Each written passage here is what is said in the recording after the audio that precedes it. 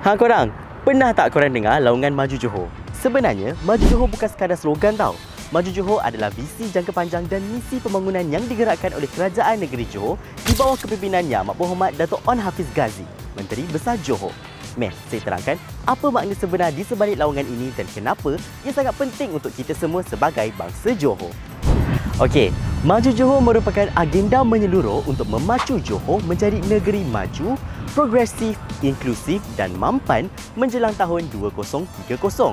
Untuk capai matlamat besar ini, kerajaan negeri telah merangka 6 teras sebagai asas dan hala tuju.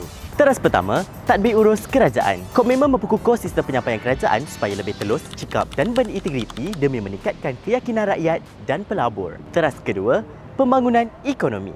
Usaha menjadikan Johor kuasa ekonomi utama negara kekal kompetitif di peringkat serantau dan global termasuk melalui zon ekonomi strategik seperti JSSEZ. Teras ketiga, jaringan keselamatan sosial. Komitmen ke arah sebuah fair state memastikan golongan rentan dan memerlukan tidak tersisih dalam menghadapi cabaran sosial dan ekonomi semasa. Teras keempat, kemudahan dan keperluan asas. Menyediakan infrastruktur asas yang lengkap, berkualiti dan selamat agar setiap bangsa Johor menikmati kehidupan yang lebih baik. Teras kelima, keselamatan, kebersihan dan kelestarian alam sekitar.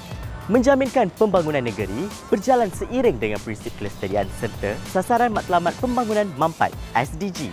Teras keenam, orang muda Johor. Memperkasa belia sebagai pelapis kepimpinan dan pemacu ekonomi masa hadapan kerana anak muda Johor adalah tenaga penggerak utama Johor menuju 2030.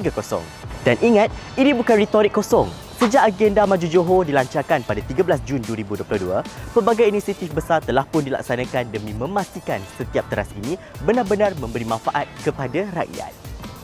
Jadi, laungan Maju Johor bukan sekadar semangat semata-mata. Ia adalah komitmen sebenar kerajaan negeri untuk masa depan Johor dan untuk bangsa Johor.